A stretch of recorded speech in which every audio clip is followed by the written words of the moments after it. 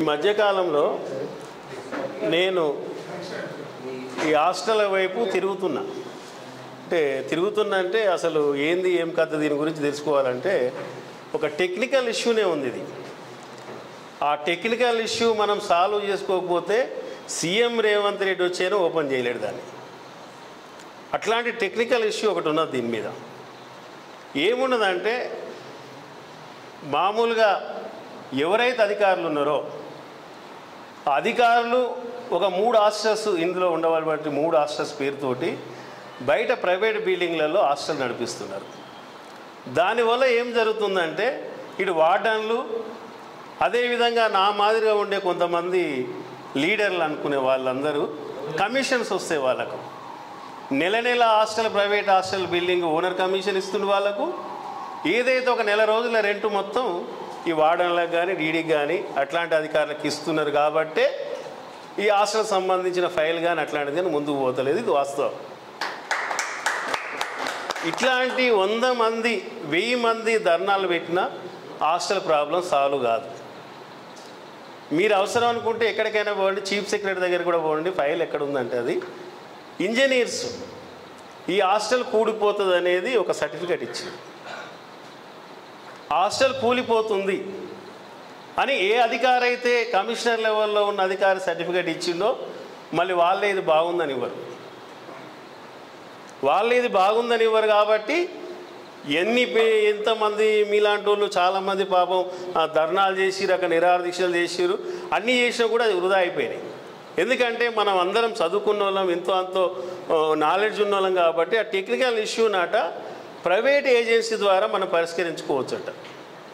Private agency వాళ్లకు already వాళ్ళు కూడా దాని మీద ఎంక్వైరీ చేసిరు, ఆ బిల్డింగ్ బాగానే ఉందని ఎంక్వైరీ రిపోర్ట్ ఇచ్చిరు.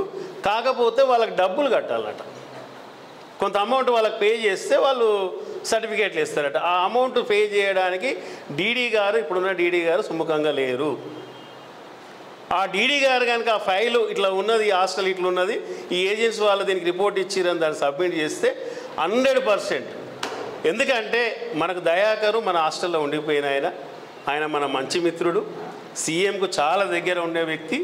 ఇక్కడ అన్ని సాధక బాధకాలు అతనికి తెలుసు. కాబట్టి అతను ఒక రోజు పిలిపించుకొని ఒక 5 చాలు దీనికి. ఇక ధర్నాలు గిర్నాలు లెవెల్ పోయింది, ఆ స్టేజ్ కూడా అయిపోయింది.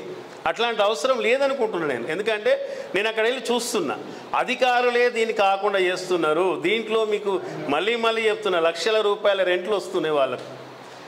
ఇప్పుడు సపోజ్ 3 హాస్టల్ల పేరుతో 3 హాస్టల్ నడిపిస్తే నెలకు 2 లక్షల రూపాయలకు ఒక హాస్టల్ కడుతున్నారు. 2 లక్షల రూపాయలు బిల్డింగ్ ఓనర్ ఇస్తున్నాడు వాళ్ళకు. ఆ 2 లక్షలలో ఇప్పుడు R&B ఏం చేస్తుందంటే ఇన్ని అడుగులది. ఇప్పుడు సపోజ్ నాది 100 అడుగుల బిల్డింగ్ అనుకో, 200 అడుగులు రాసుకోవచ్చు. అంటే R&B వాళ్ళు వచ్చి దాన్ని రిపోర్ట్ రాస్తారు. ఆ మిగతా 100 ఎస్ఏపీకి సంబంధించింది నెల వాటాలు తీసుకుంటున్నారు, నాలాంటి లీడర్ తీసుకుంటున్నాడు, తర్వాత అక్కడ ఉన్న చోటమోట అధికారులు తీసుకుంటారు. కాబట్టి ఈ ప్రాబ్లం సాల్వ్ అవుతలేదు. కాబట్టి దయచేసి ప్రాబ్లం ఇక్కడే ఉంది, అది నాకు మొత్తం తెలుసు.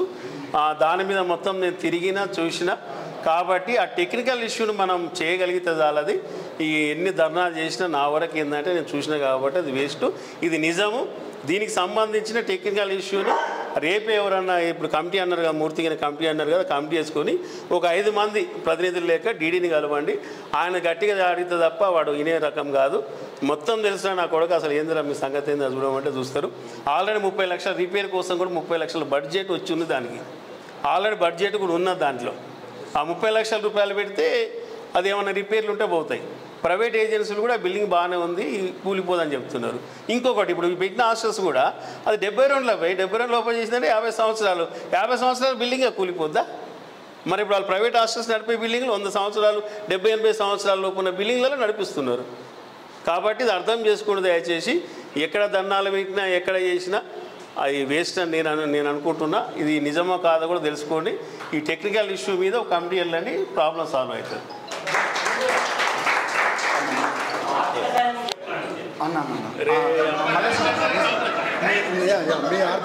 అట్లా కాదా, ఎన్ని పైసలు కావాలో చెప్పిస్తా అన్న.